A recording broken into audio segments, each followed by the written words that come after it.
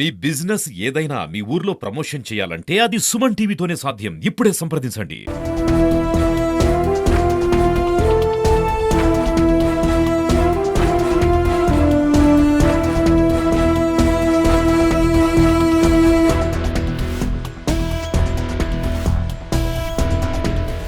తిరుపతి జిల్లాలో కామాంధుల పైశాచికత్వానికి అనేక మంది మహిళలు బలవుతున్నారు. ప్రధానంగా తిరుపతి జిల్లాలో 2 నియోజకవర్గాల్లో 2 ఘటనలు ప్రస్తుతం తీవ్ర చర్చనీయాంశంగా మారింది.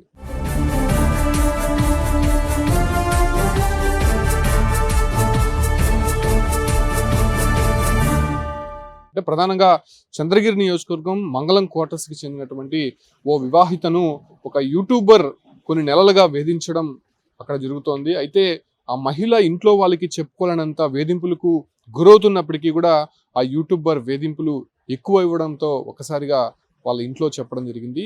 దాని తర్వాత పోలీస్ స్టేషన్లో కంప్లైంట్ ఇచ్చిన తర్వాత ఈ ఉదంతం అంతా కూడా బయటపడింది. ప్రధానంగా ఒక యూట్యూబర్ హేమాద్రి అనేటువంటి వ్యక్తి ఏదైతే మంగళం క్వార్టర్స్లో ఉన్నటువంటి ఒక వివాహితకు ఇన్స్టాగ్రామ్ ద్వారా పరిచయం అయ్యాడు. అయితే మొదటగా ఒక ఫ్రెండ్గానే ఉన్నప్పటికీ ఆమె నెంబర్ సంపాదించినటువంటి ఈ యొక్క కల్లూరి హేమాద్రి అనేటువంటి వ్యక్తి ఆమె ఫోటోలను మార్ఫింగ్ చేసి సోషల్ మీడియాలో పెడతాను, పబ్లిక్ చేస్తాను, ఖచ్చితంగా నువ్వు నాకు లొంగాల్సిందే అనేటువంటి డిమాండ్ అయితే పెట్టారు. అయితే ఆ మహిళ అనేక సందర్భాల్లో అతన్ని పూర్తిగా కూడా వ్యతిరేకించింది. ఖచ్చితంగా నీపైన కేసు పెడతాను, ఇవన్నీ మానుకో, వద్దు, నేను ఒక వివాహితని, నా భర్తకు నా కుటుంబ సభ్యులకి తెలిస్తే ఇది పెద్ద వివాదం అవుతుందని అనేక సందర్భాల్లో వేడుకుంది.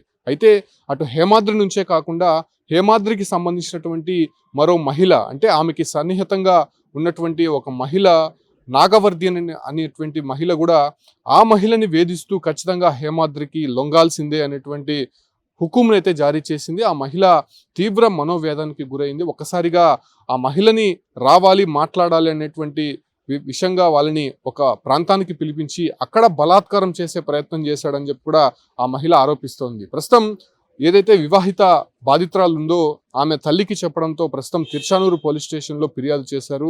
అతని పైన అనేక కేసులు కూడా ఉన్నట్టయితే సమాచారం. అతనికి సంబంధించినటువంటి బాధితులు కూడా ఒక్కొక్కరు తిరుచానూరు పోలీస్ స్టేషన్కి ఇప్పటికే చేరుకుంటున్నటువంటి సందర్భంగా అతని పైన ఇప్పటికే పలు కేసులు కూడా నమోదైనట్టయితే తెలుస్తుంది. అయితే అతను మీడియాని చెప్పుకుంటూ, మరోవైపు యూట్యూబర్ అని చెప్పుకుంటూ పలు వీడియోలు కొంత చేస్తూ మహిళల్ని ఆకర్షించడం, ఈ రకంగా వేధించడము, వాళ్ళ దగ్గర నుంచి డబ్బులు వసూలు చేయడము, లేకపోతే ఇలా బెదిరింపులకు పాల్పడడం ఇదే సర్వసాధారణంగా మారింది. అనేక సందర్భాల్లో కూడా ఇతనిపైన కేసులు నమోదు చేయాలని చెప్పి బాధితులు పోలీస్ స్టేషన్కి వెళ్ళినా పోలీసుల్ని అతను మేనేజ్ చేసి ఈ రకంగా బాధితుల దగ్గర నుంచి కంప్లైంట్ ఇప్పించుకోకుండా, లేకపోతే కేసు నమోదు చేయకుండా అక్కడే సెటిల్మెంట్ చేసుకునేటువంటి సందర్భాలు అనేకం కూడా ఉన్నట్టు తెలుస్తుంది. అయితే ఇప్పుడు వివాహిత ఇచ్చినటువంటి ఫిర్యాదు మేరకు అతను ప్రస్తుతం అదుపులోకి తీసుకున్నారు. అయితే అతన్ని అరెస్ట్ చేసినారనేటువంటి వార్త బయటికి రాగానే అనేక మంది బాధితులు కూడా తిరుచానూరు పోలీస్ స్టేషన్కి తరలి వెళ్తున్నటువంటి పరిస్థితి.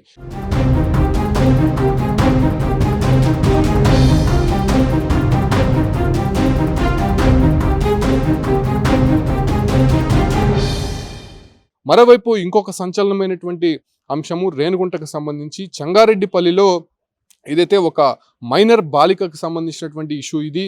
అయితే ఏదైతే రేణిగుంట సర్కిల్ వద్ద చెంగారెడ్డిపల్లికి సంబంధించినటువంటి ఒక బాలిక ఒక ప్రాంతంలో ఉన్నటువంటి సమయంలోనే ఆ ప్రాంతానికి చెందినటువంటి ప్రసన్న కుమార్ అనేటువంటి వ్యక్తి ఆ బాలికను వేధించాడు, లైంగికంగా అతను ఇబ్బందులకు గురి చేశారని చెప్పి కూడా బాలిక తల్లితో చెప్పడంతో ఒకసారిగా రేణిగుంట పోలీస్ స్టేషన్లో ఫిర్యాదు చేశారు. ప్రస్తుతం అతన్ని కూడా అదుపులోకి తీసుకున్నట్టయితే సమాచారం. అయితే అతనితో పాటు మరికొంతమంది కూడా ఈ రకంగా పాల్పడుతూ అనేక మంది మహిళల పైన అఘాయిత్యాలకు పాల్పడుతున్నట్టయితే గుర్తించారు. ప్రస్తుతం ప్రసన్న కుమార్ని అదుపులోకి తీసుకున్నటువంటి నేపథ్యంలోనే ఆ మహిళ ఇచ్చినటువంటి కంప్లైంట్ మేరకు ఫోక్సో చట్టం, అదే రకంగానే SC/ST అల్ట్రాసిటీ కేసులు కూడా నమోదు చేశారు. సో ఈ రకంగా ఎన్ని నిబంధనలు పెట్టినా, ఎన్ని కఠినమైనటువంటి చర్యలు తీసుకుంటున్నప్పటికీ కూడా ఇటు మహిళలకి వేధింపులకు తప్పడం లేదు. అదే రకంగానే ఇలా బెదిరింపులకు పాల్పడుతూ అటు లైంగికంగా వాడుకోవాలనే ఒక ఉద్దేశము, మరోవైపు వాళ్ళ దగ్గర నుంచి బ్లాక్మెయిల్ చేసి డబ్బులు వసూలు చేసేటువంటి ప్రయత్నం మరోవైపు జరుగుతుంటే